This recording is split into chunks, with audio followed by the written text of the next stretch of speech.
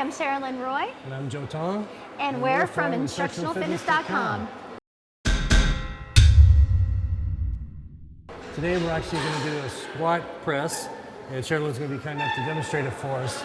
Several ways to do it. She's actually going to do it facing the machine, and depending on how you put your feet position, it's going to target different areas.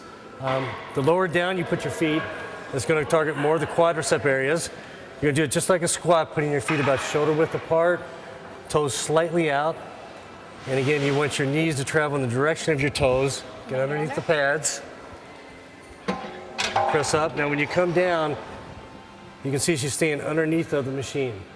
Okay, because she's emphasizing more of the quad area. She's going slightly below parallel and pushing through her heels when she comes up. And again, this does do the hamstring and glutes somewhat. It mainly puts all the emphasis on the quadricep muscles. If she was to step back, a little bit wider position with the feeding, toes slightly out again. When she comes down, you can see her hips go out. So that's going to create more pressure in the glute area and in the hip area.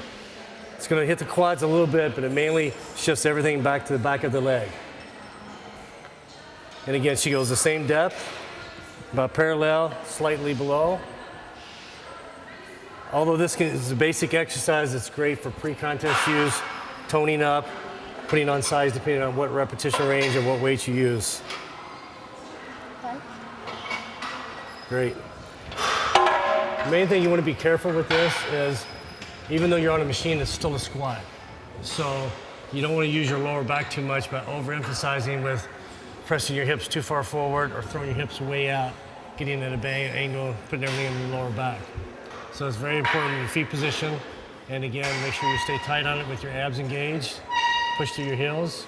It's going to target the front of your quads down lower, glutes and hamstrings up higher. I'm Joe Tong. And I'm Sarah Lynn Roy for InstructionalFitness.com.